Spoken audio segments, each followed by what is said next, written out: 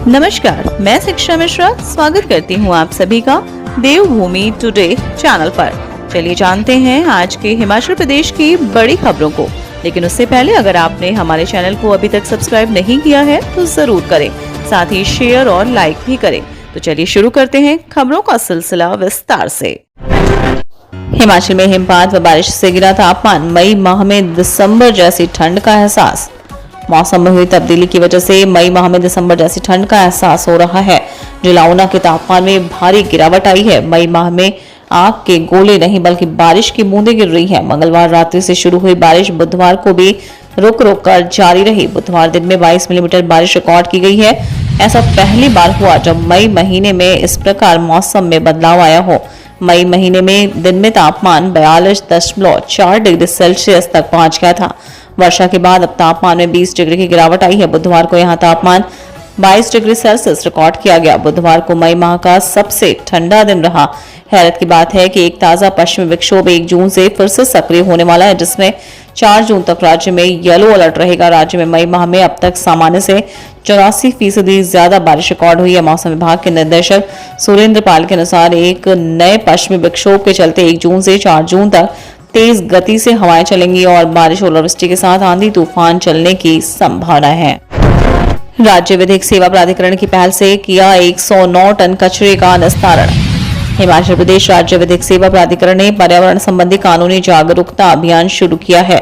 इस अभियान में 61 शहरी निकायों के 4650 कार्यकर्ताओं ने जबरदस्त समर्थन दिया। 3150 से अधिक स्वच्छता कर्मचारियों तथा लगभग 1500 निकायों के कार्यकर्ताओं, अन्य हितधारकों, गैर सरकारी संगठनों सहित अन्य संस्थानों आदि के सहयोग से 109 टन कचरे का निस्तारण किया गया। न्यायमूर्ति तरलोक सिंह चौहान के सक्षम और अभिनव मार्गदर्शन के तहत 18 मई 2023 को यह अभियान शुरू किया गया था। पूर्व सीएम जयराम ठाकुर बोले, जनता से छीने हक का कांग्रेस को लोकसभा चुनाव में देना होगा जवाब।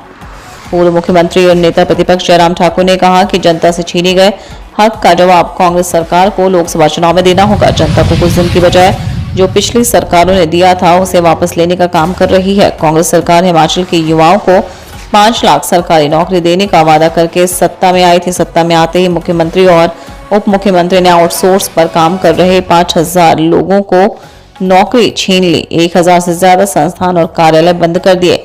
आउटसोर्स पर काम कर रहे लोगों को 3 माह से वेतन नहीं मिला है। जनता से जो छीना है उसका पाई का हिसाब देना होगा। वह बुधवार को जोगिंद्रनगर में जनसंपर्क अभियान के तहत पार्टी कार्यकर्ताओं को संबोधित कर रहे थे। तंबाकू नियंत्रण के लिए हिमाचल को मिला उत्कृष्ट अवार्ड, WHO ने किया सम्मानित। हिमाचल प्रदेश को तंबाकू नियंत्रण के लिए विश्व स्वास्थ्य संगठन द्वारा उत्कृष्ट अवार्ड दिया गया है। यह पुरस्कार तंबाकू नियंत्रण कार्यक्रम के अंतर्गत किए जाने वाले सराहनीय कार्य के लिए 31 मई को विश्व तंबाकू दिवस के उपलक्ष्य पर प्रतिवर्ष दिया जाता है। विश्व में तंबाकू के कारण लगभग 80 लाख और भारतवर्ष में लगभग 10 लाख लोगों की मृत्यु प्रतिवर्ष होती है। तंबाकू से कैंसर, हृदयाघात, श्वास रोग, अधरंग, अंधापन, गैंग्रीन और नपुंसकता जैसे भयानक रोग होते हैं। तंबाकू नशाखोरी के लिए पहली सीढ़ी का काम करता है। प्रदेश सरकार के प्रयासों और आम जनता के सहयोग से प्रदेश में तंबाकू के प्रयोग में पिछले 12 वर्षों में लगभग 50% की कमी आई है। पौंग जलाशय में 70 करोड़ से होगा पर्यटन विकास। फतेहपुर प्रदेश में पर्यटन की अपार संभावना है और प्रदेश सरकार पर्यटन विकास पर जोर दे रही है, जो निकट भविष्य में प्रदेश के वित्तीय विकास में अपनी भूमिका अदा करेगा। इसी के कारण दृष्टिगत पौंग जलाशय में 70 करोड़ रुपए से पर्यटन विकास कार्य किए जाएंगे। यह बात मुख्यमंत्री सुखविंदर सिंह ने फतेहपुर में कही। उन्होंने पौंग झील को पर्यटन की राजधानी का नाम देते हुए कहा कि कश्मीर के डल झील के तर्ज पर पौंग जलाशय में शिकारे व फ्लोटिंग होटल तथा जगह जगह पर मनमोहक पार्क बनाए जाएंगे, जिससे पर्यटकों को आकर्षित किया जा सकेगा। उन्होंने यहां याचिंग, मोटर बोट सहित जल क्रीड़ा की दृष्टि से इस क्षेत्र को विकसित करने की बात की। इसके साथ ही उन्होंने कहा कि फतेहपुर क्षेत्र में गौ वंश संवर्धन एवं संरक्षण हेतु 300 कनाल भूमि पर विश्व स्तरीय गौ अभ्यारण्य स्थापित किया जाएगा। इसके लिए 5 करोड़ रुपए देने की घोषणा भी की। प्रदेश की कांग्रेस सरकार ने नशा माफिया, खनन माफिया, बेरोजगारी व भ्रष्टाचार खात्मे से अपनी लड़ाई शुरू की है तथा लगातार अपनी इस लड़ाई में जीत की तरफ अग्रसर है। चिंतपूर्णी मंदिर के जीर्णोद्धार के लिए संशोधित रिपोर्ट पर विचार करें केंद्र सरकार।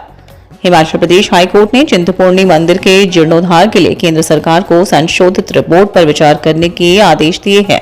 मुख्य न्यायाधीश एमएस रामचंद्र राव और न्यायाधीश अजय मोहन गोयल की खंडपीठ ने इसके लिए केंद्र सरकार को 6 हफ्ते का समय दिया है। राज्य सरकार की ओर से अदालत को बताया गया है कि केंद्र की प्रसाद स्कीम के तहत चिंतपूर्णी मंदिर के जीर्णोद्धार के लिए भूमि अधिग्रहण का काम पूरा कर लिया गया है। इसके बाद मंदिर के जीर्णोद्धार के लिए संशोधित प्रोजेक्ट रिपोर्ट भी बना दी गई। मुख्यमंत्री ने केंद्र से मांगी एनपीएस की मैचिंग ग्रांट। वित्त मंत्री से बोले सुक्खू, ग्रीनफील्ड एयरपोर्ट को वित्त आयोग से मिले 1500 करोड़। हिमाचल प्रदेश को नेशनल पेंशन स्कीम के अंशदान के बराबर कर्ज लेने की अनुमति दी जाए, यह मांग मुख्यमंत्री सुखविंदर सिंह सुक्खू ने केंद्रीय वित्त मंत्री निर्मला सीतारमण के साथ दिल्ली में हुई मीटिंग में उठाई। उन्होंने कहा कि केंद्रीय मंत्री से एनपीएस की मैचिंग ग्रांट बंद करने के निर्णय को रिव्यू करने की मांग की। दरअसल केंद्र ने हिमाचल में ओपीएस बहाल होने के बाद एनपीएस के बदले मिलने वाली मैचिंग ग्रांट बंद कर दी है। इससे राज्य को लगभग 1700 करोड़ रुपए का कम कर्ज मिलेगा। इसी तरह उन्होंने केंद्रीय मंत्री से एक्सटर्नल एडिट प्रोजेक्ट के लिए नए लोन की सीमा लगाने की शर्त की भी समीक्षा करने का आग्रह किया। उन्होंने कहा कि इस निर्णय पर पुनर्विचार करने से विभिन्न क्षेत्रों की डेवलपमेंट एक्टिविटी में सहायता मिलेगी। उन्होंने एक्सटर्नल एडिट प्रोजेक्ट के लिए आर्थिक मामलों के विभाग द्वारा संस्तुत 6 प्रस्तावों के लोन एग्रीमेंट पर हस्ताक्षर करने की प्रक्रिया में तेजी लाने की मांग की। स्वरोजगार को अल्पसंख्यक समुदाय के 5126 लाभार्थियों को दिए 141.53 करोड़ के ऋण। सामाजिक न्याय एवं अधिकारिता और स्वास्थ्य मंत्री डॉक्टर धनीराम शांडिल ने बुधवार को राज्य सचिवालय में अल्पसंख्यक वित्त एवं विकास निगम, चिकित्सा सेवाएं निगम तथा महिला विकास निगम के निदेशक मंडल की बैठक की अध्यक्षता की। अल्पसंख्यक वित्त एवं विकास निगम के निदेशक मंडल की 49वीं बैठक की अध्यक्षता करते हुए मंत्री शांडिल ने कहा कि अल्पसंख्यक समुदाय के 5126 लाभार्थियों को 141.53 करोड़ रुपए प्रदान किए गए हैं। इनमें 1830 दिव्यांग तथा 3258 अल्पसंख्यक लाभार्थियों को स्वरोजगार और 35 अल्पसंख्यक व 3 दिव्यांग लाभार्थियों को उच्च शिक्षा के लिए ऋण प्रदान किए गए। सीएम सुक्खू ने केंद्रीय वित्त मंत्री से मंडी, ग्रीनफील्ड और कांगड़ा हवाई अड्डे के लिए मांगी सहायता। मुख्यमंत्री सुखविंदर सिंह सुक्खू ने नई दिल्ली में केंद्रीय वित्त मंत्री निर्मला सीतारमण से भेंट कर जिला मंडी में ग्रीनफील्ड हवाई अड्डे के लिए 1000 करोड़ रुपए और कांगड़ा हवाई अड्डे के विस्तार के लिए 400 करोड़ रुपए देने का आग्रह किया। उन्होंने केंद्रीय मंत्री से वाह्य सहायता प्राप्त परियोजनाओं के अंतर्गत नए ऋणों पर सीमा लगाने के निर्णय की समीक्षा करने का भी आग्रह किया। पिछले वित्त वर्ष 2022-23 में ऋण लेने की यह सीमा 14,500 करोड़ रुपए थी। सीएम ने एक दिन पहले ही कहा था कि 5,500 करोड़ रुपए कम कर दिया है। सीएम ने सीतारमण से भेंट कर कहा कि इस फैसले पर पुनर्विचार करने से विभिन्न क्षेत्रों की विकासात्मक गतिविधियों में सहायता मिलेगी।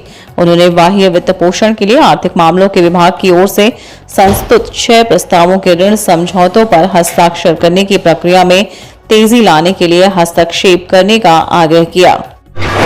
हिमाचल कैबिनेट बैठक 6 जून को कई बजट घोषणाओं पर लगेगी मुहर। हिमाचल प्रदेश कैबिनेट की बैठक में मुख्यमंत्री सुखविंदर सिंह सुक्खू की अध्यक्षता में 6 जून को सचिवालय के शिखर सम्मेलन हॉल में अपराह्न 3 बजे बैठक होगी। बैठक में कई बजट घोषणाओं पर मुहर लगेगी। महिलाओं को 1500 रुपए मासिक पेंशन देने की कांग्रेस की तीसरी गारंटी को लागू करने पर चर्चा हो सकती है। विभिन्न विभागों में खाली चल रहे पदों को भरने के बारे में भी फैसले हो सकते हैं। तो ये थी आज के हिमाचल प्रदेश की प्रमुख खबरें।